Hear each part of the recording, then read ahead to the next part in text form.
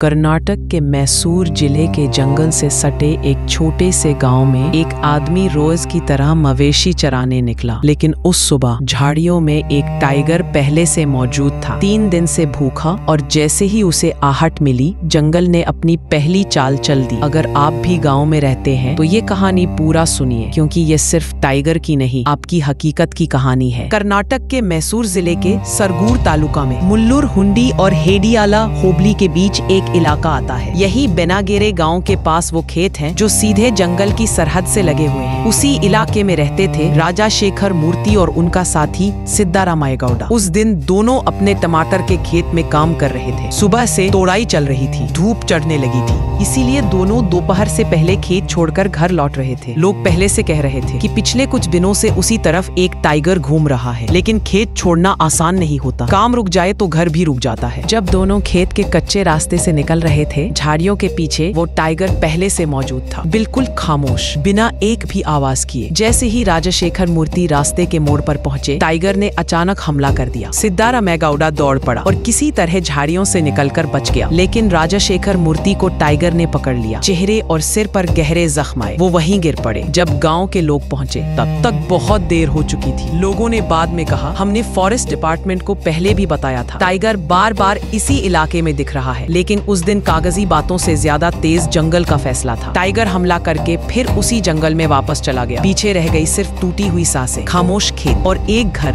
जहां आज भी आदमी नहीं लौट सका। ये कहानी पूरी तरह रियल घटना पर आधारित थी और इसका मकसद डर फैलाना नहीं, बल्कि आपको जागरूक करना है। जंगल के पास रहने वाले लोग दिन में अकेले अंदर ना जाए, बच्चों को दूर ना भेजे और अगर आसपास किसी जंगली जानवर की हलचल हो तो तुरंत फॉरेस्ट डिपार्टमेंट को सूचना दे। ये मेरी चैनल की पहली रियल स्टोरी वीडियो थी। अगर आपको ऐसी और सच्ची घटनाओं पर वीडियो देखनी है तो इस चैनल को अभी सब्सक्राइब कीजिए और बेल नोटिफिकेशन ऑन कर दीजिए, ताकि आने वाली हर स्टोरी आपसे छूटे ना। चलिए मिलते हैं फिर किसी और एक और रियल कहानी के साथ।